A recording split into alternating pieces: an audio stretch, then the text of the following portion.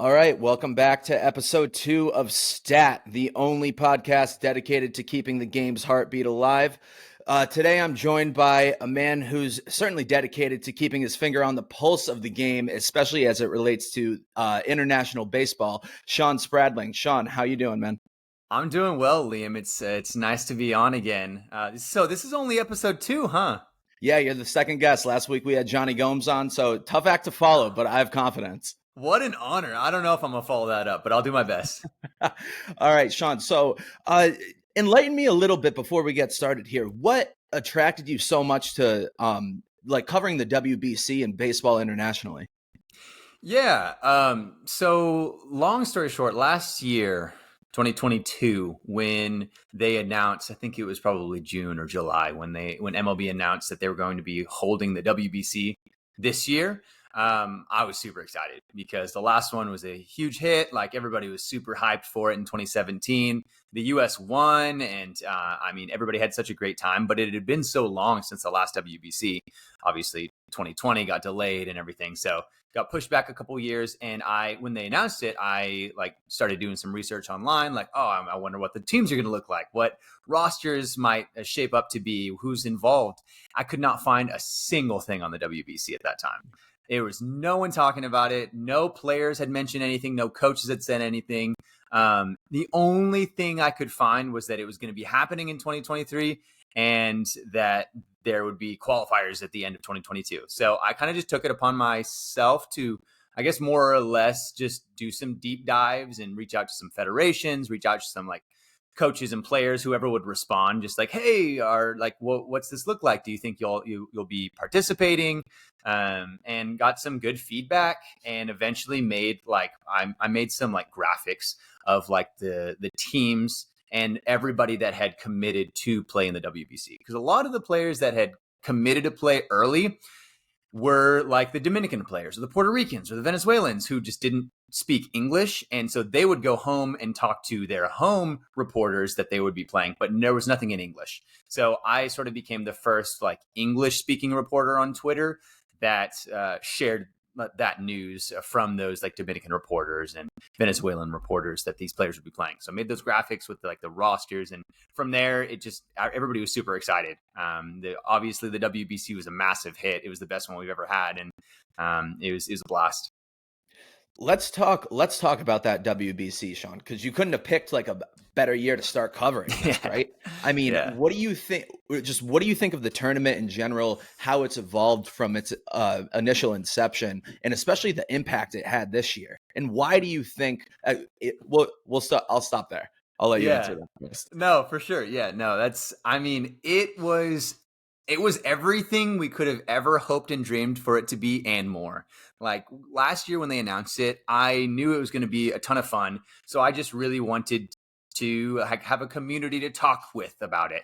No one was really talking about it. But by the time March came around, everybody was talking about it. And obviously, everybody knows how it ended, with the storybook Cinderella story ending that everyone dreamed about from a year before, Ohtani versus Trout. Everybody knows how that ended, unfortunately for US fans, very fortunately for Japanese fans. But yeah, I think the WBC, what makes it so unique and why it was such a big hit, is because it truly is baseball's version of a FIFA World Cup. It's the closest thing that we have to it. In the Olympics, which is interesting, we'll talk about that, you can have professional players play, but not major leaguers, only minor leaguers and players off the 40-man roster. So this is the only time that we truly, as baseball fans, get to see the very best of the best around the entire world in every league all compete against each other for something much bigger than themselves. If you talk to so many of the players that played in the WBC, they'll tell you this means so much more to me because I'm wearing my flag, I'm wearing my country, representing my family and the people that I grew up with, where I'm from. It was this deeper level that we don't really ever get to see in baseball.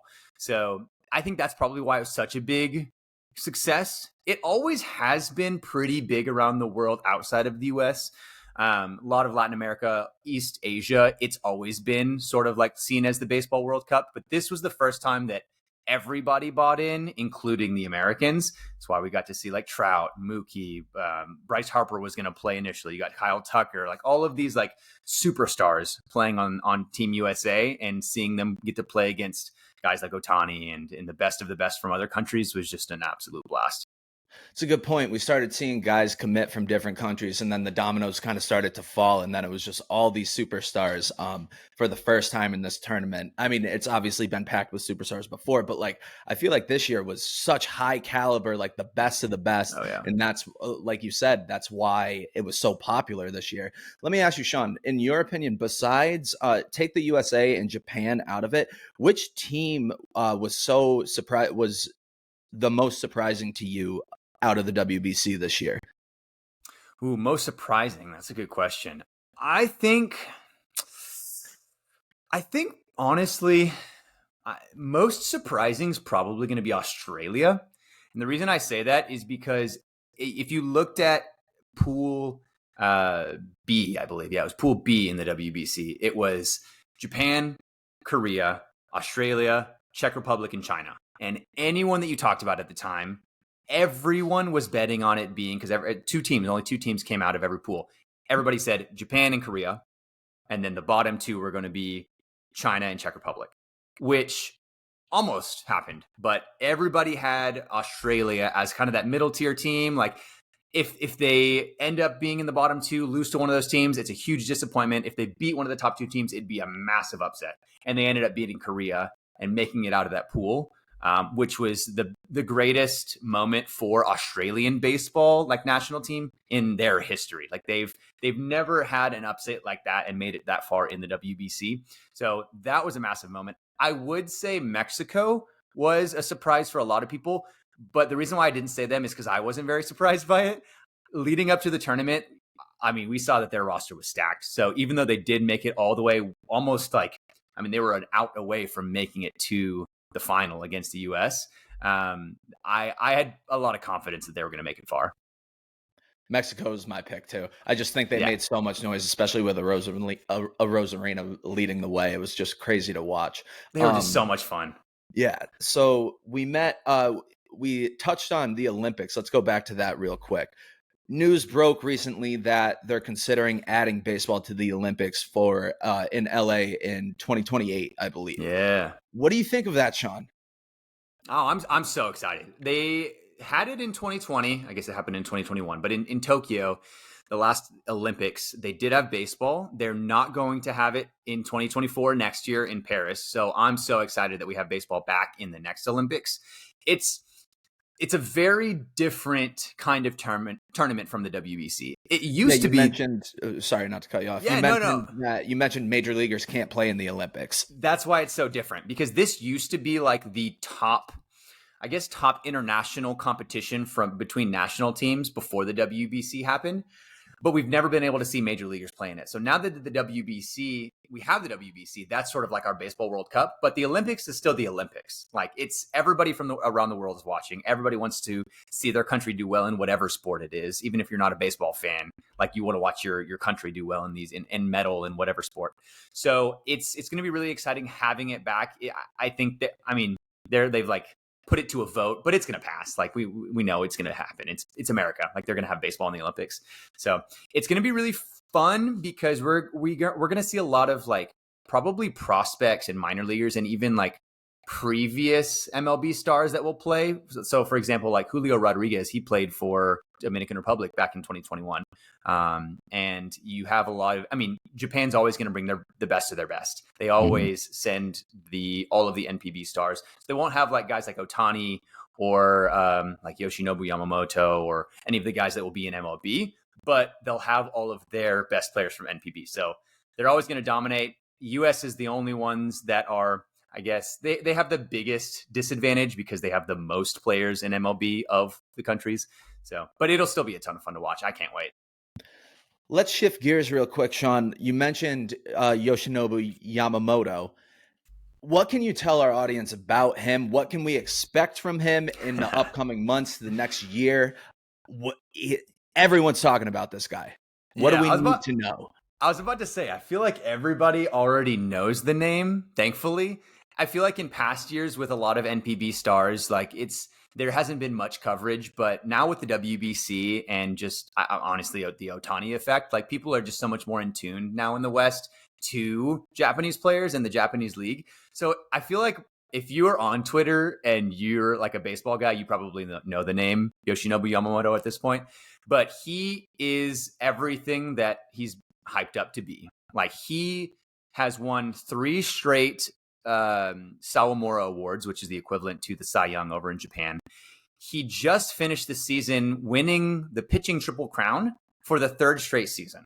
Like he is ridiculous. He's been the best pitcher in Japan over Kodai Senga, over Roki Sasaki until this year. But every year he's been just unbelievably dominant. And he's finally coming over to the U.S. To play in MLB this offseason. He'll be signing with the team, most likely. So yeah, everybody should be watching him and getting excited for him because he's everything that he's hyped up to be. What teams do you think he could potentially sign with, and what kind of deal do you think he'd be looking at? I think honestly, the teams that I have seen him linked to most, and this is just from my observations, I don't have any like insider news or anything, but I've seen him linked to the Mets. I've seen him. I know Red Sox fans are really pushing for him. Really hard. Yeah, real hard. And I think that probably those 2 teams, whenever I post about Yamamoto, those 2 fan bases are the fan bases that are like in my comments the most. So Red Sox Twitter can be tough, man. It's brutal, but it's so much fun. I love it. But there's always the chance that he goes or stays like Ohtani did on the West Coast.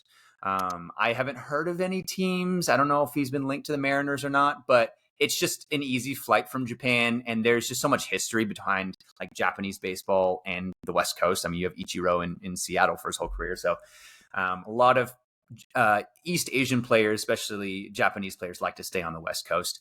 So yeah, I don't know yet, but I wouldn't be surprised if we see him at a big market because he's going to command top dollar. He's going to have the largest contract of any Japanese pitcher ever until we have Ohtani signed, but he's not really just a pitcher. He's actually not going to be pitching right now. But yeah, Ohtani is the top dollar, but next up, right behind him, Yamamoto is going to be expensive, so he'll probably go to a big market team. Interesting. Okay. Let's talk about Roki. I'm blanking on the last name. Help me out, Shawn. Sasaki? Yes. Yeah, you just mentioned him. Yeah. When can we expect to see him over here? Yeah, so Roki Sasaki, he is the only guy that could dethrone Yoshinobu Yamamoto as like the greatest pitcher in Japan. I think he's 21 still, something like that. He's throwing consistently over 100 miles per hour. He's got the nastiest stuff. He's tall. He's I think like 6'3", super lanky, still going to fill out his form. So he has so much potential moving forward. But because of the posting system with Japanese baseball from NPB to MLB, he still has to wait a couple years. You have to be at least 25 years old. And I think it's 9 years of service time. It's either 9 or 10 in your in the league that you start with, whether it's KBO, CPBL, or NPB. So he won't be here, I don't think, until 2026, maybe 2027, unless he were to pull a Shohei Ohtani and come over earlier. But at that point, he would be doing what Ohtani did and taking that major pay cut where he can't go for like an international free agent. He would just be signing for like almost minimum. The thing that scares me about these international pitchers, Shawn, and like you just alluded to, they're like indebted to at least 9 years of service time with their original club. They have so many miles on their arms by the time they get over here. Like Yamamoto's only 25, but I don't know off the top of my head how many innings he has, but it has to be a lot for a 25-year-old arm. Yeah, that's something that's pretty interesting about NPB is I think that they are still a little bit behind when it comes to like pitch count management and inning management, because you see a lot of their top guys in NPB go a lot longer than coaches would let managers would let players go in MLB. And so, yeah, I think that Yamamoto probably does have a lot of mileage on him. He is still really young, and I did see them taking it a lot easier on him this year. So that may be because he had expected to be posted after the season. I'm not really sure. but I don't think it's really going to affect him much because they took him pretty easy on him this last year. Got it. So we're talking about the posting system. Let's talk about a player who's foregoing the posting system in Rintaro Sasaki. What can you tell us about him? I know the recent news broke this past week about him potentially going to Vanderbilt, but what else can you tell us about this power hitter from Japan? This guy is ridiculous, man. He's 6'2", 250 at 17 years old. It's ridiculous. He's just like a bowling ball up there. But Rintaro Sasaki is truly like a generational power hitter for a high school player in Japan. He has the high school record for most home runs ever hit, 140 in his high school career, which is absurd, ridiculous. I've never heard numbers like that in high school. And yeah, he has decided officially to forgo the NPB draft. He skipped the application process and had decided and announced that he'd be coming over to play in college in the US, which is totally unprecedented for someone of that caliber and someone of that that has that much hype. Like, he is the consensus #1 overall prospect in Japan, in all of high school in Japan. He was supposed to go #1 overall in the NPB draft. He'll be coming over here to play in college. He has been linked to both Vandy and also Cal. So not really sure where he's going to go yet. He hasn't said anything himself, but he's legit. He's a first baseman. So I don't know how high in the draft he'll go. Like, when we actually get to the draft, it's just not like a highly coveted position. But for a college bat, you're going to get the top tier raw power. He has unbelievable power.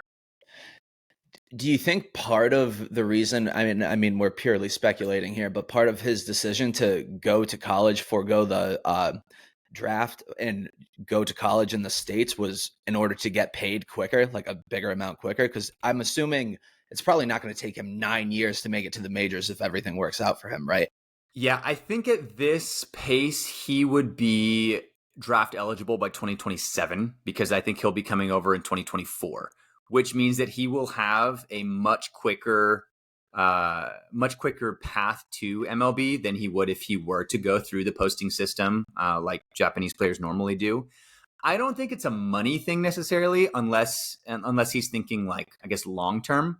But he's not going to get paid like he would, honestly, if he were to go straight to NPB, because they have a lot of money in NPB. Like, he would be being paid as a professional athlete pretty quickly, and I feel like he'd be fast tracked through whatever minor league system or like farm system that they have for whatever team he'd be drafted to.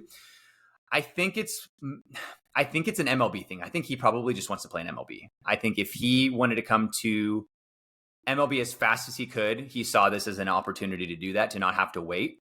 And so that's probably his hope. He is kind of, it's a pretty risky decision. This is totally unprecedented. We've never seen a player do this, like I said, of that caliber. If he makes it to MLB, that's huge, and he is going to make plenty of money. Even the just backups in MLB make plenty of money. I mean, come on, that's more than what I'm making. But yeah. if he doesn't work out in MLB, it is going to be tough to figure out where his next step is in his path, like his career path, because it's highly discouraged to do this in Japan. He will not really be welcomed back into NPB if it doesn't pan out in MLB. So it's risky. He'll make a lot of money if he does make it to MLB, but he seems to be able, he's ready to do it. So we'll see. That's a really good point, Shawn. I wonder, so like NPB fans kind of look at it like almost like disrespectful to just come over here and start playing.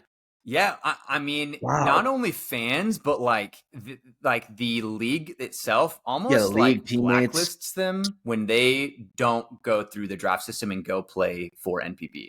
It's pretty wild. Like, his high school that he plays at will probably get fined for him not going through the through the NPB system. I know that they do that in Korea. The guy that signed with the Dodgers, his high school is getting fined and suspended or put on probation for a couple years. So it's like a massive deal when this happens. Wow. I didn't know any of that happened. That's wild. So I just feel like that wouldn't happen over here. Like if a top high school prospect over here chose to go for whatever reason play in the MPB, like it wouldn't be it. No one would really think anything of it. Well, we And they actually would had definitely that. be welcome back to MLB. Yeah, we had that happen, and I don't know if you remember I don't know if it was 2017 or so, Carter Stewart was drafted in the first round by the Braves. Yes. Did end up going to NPB or to Japan and is playing in NPB right now, doing really well. And he may eventually come back to MLB. So it is really interesting, the differences in like the cultural differences between the two, because it's highly discouraged to leave their system from high school. Now, if like, for example, Masahiro Tanaka, he came to play in MLB for a long time, but then went back. They welcomed him with open arms. It's the fact that it's like a high school player that is going to not go to college in Japan or go straight to NPBs. He's having their whatever club that he'd be signing with, it lose out on a lot of money. The league is going to lose out on a lot of money because they're not going to be able to develop him and I guess have him play in their league. So it's a pretty big loss for NPB when a player leaves before he's in the system.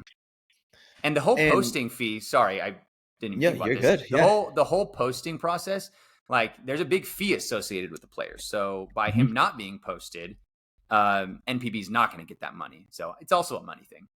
Right. It's interesting too, because I was reading something earlier this week. You might have even been the one to tweet it, Sean. Forgive me if you were, but the international players are not subject to making $1 in NIL money. Yep. Correct. Yeah, I did put that in one of my tweets. There's one caveat to that I had some people fill me in on. Red Sox Twitter. That probably Red Sox Twitter. If you go back home, you can earn money back home. But if you're an international player in collegiate sports, you cannot earn $1 of NIL money on American soil. And that's solely because of our immigration laws in the U.S. and they're on a student visa. They're not on a work visa. So that money cannot be earned. They can't be compensated in that way on a student visa. Now, if they there's been athletes that have gone home and done deals there, but then it's just under their own government, like their own home government. So it still doesn't really have anything to do with NIL laws. It's more or less like they're going to go get sponsored from whatever companies back home, but they cannot have any sponsorships in the U.S. Got it. Sean, we talked about, we'll call them the big three, I suppose.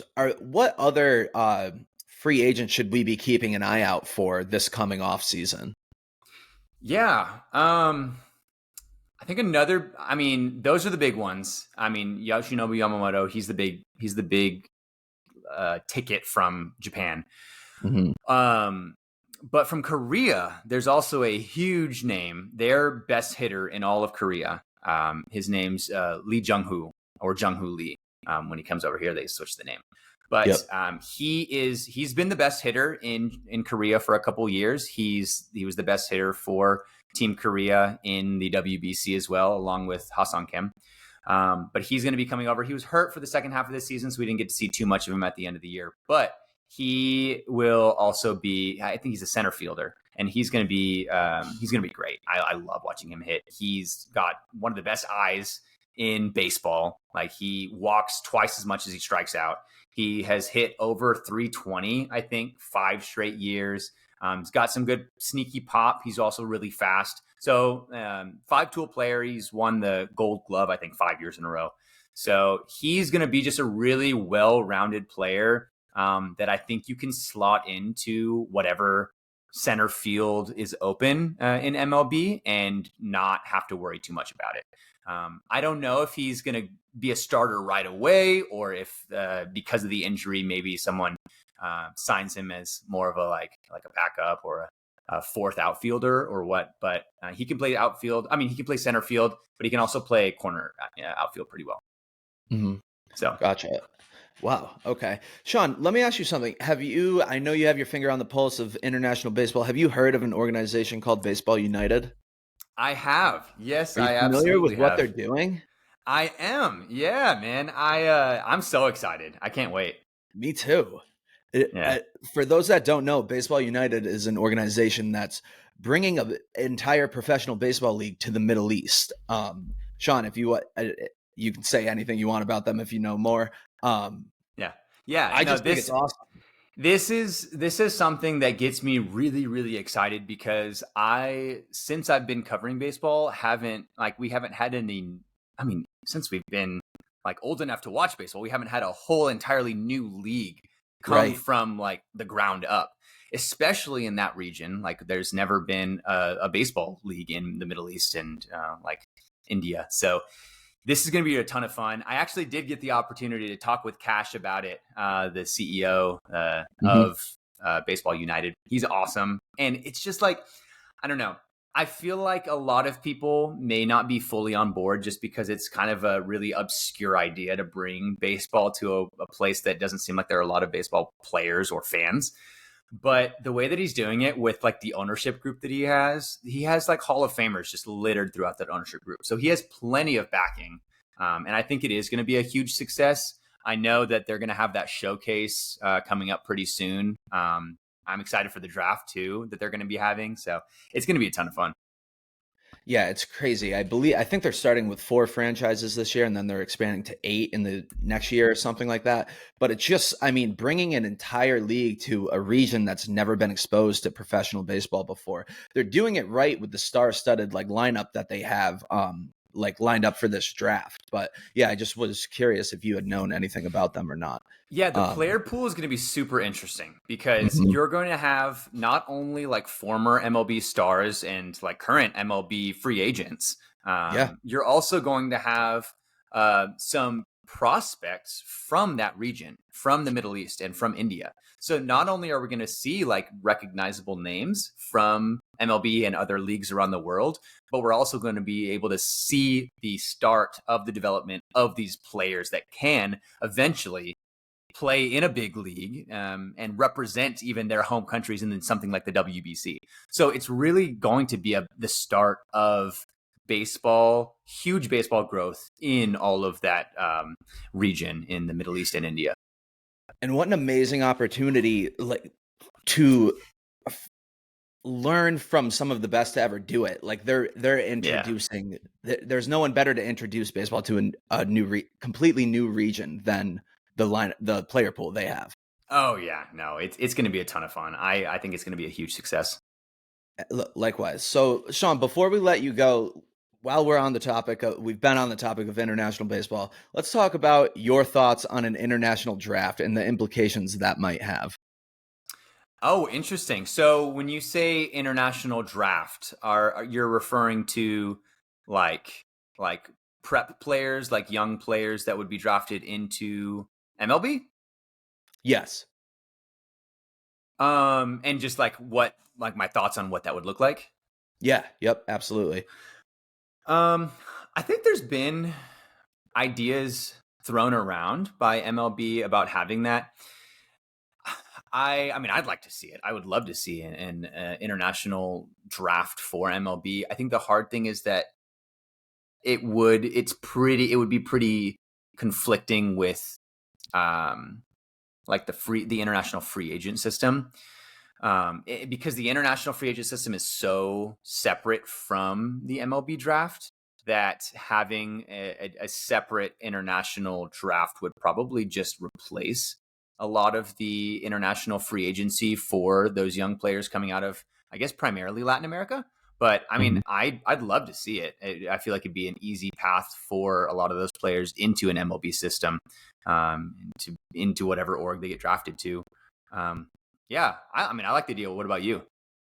I love it. I personally love it. I can't talk too much about it like you can, but I personally love the idea. I think it's a great way. I don't know, man. It's just when you think about how much money teams are spending on these international free agents and how that money could be like reallocated throughout the game in a different way if they had an international draft that had a certain like pool money like that. I don't know. It's just it's an interesting topic. The part that it would be very interesting to me is like to figure out how they would find the player pool for an international draft, because you have so many players that are completely unknown that all of a sudden become like, they sign for the whatever minimum you can. I mean, Jose Altuve signed for like $15,000, and then he becomes one of the best players in Major League Baseball. Or I know this is another Astro, but Framber Valdez and Christian Javier were both like relatively unknown when they got signed, and they became two of the best pitchers on that team. So I don't know. It'd be interesting, because if you have an international draft, you're going to draft the guys that are most scouted and most hyped. I guess you still allows for some, it depends on how many rounds there would be, but I wonder if guys like that would even get drafted at all. You know, you could also think about a guy like Rusney Castillo. Got $72 million, played a handful of big league games. Yeah, you're so right. Yeah, that'd be, I don't know. It'd be really interesting, but I'd like to see it happen. That'd be cool. Yeah, likewise. Well, Shawn, before we let you go, where can people follow you on Twitter for everything WBC? Yeah, so my Twitter's primarily, like, that's my primary social account. It's at Shawn_Spradling on Twitter and Instagram. I actually just started an Instagram for baseball stuff, not just my personal Instagram. So also on TikTok at Shawn Spradling. Have my YouTube as well. Haven't posted on there in a while, but hoping to get my podcast started back up again. So yeah, just look up Shawn Spradling baseball or WBC, and you'll probably find me. It's definitely WBC content, but also just general international baseball. All right, Shawn. Well, thank you so much for being our second guest on Stat, and we're looking forward to talking to you soon. Yeah, Liam, thanks so much for having me. This was awesome.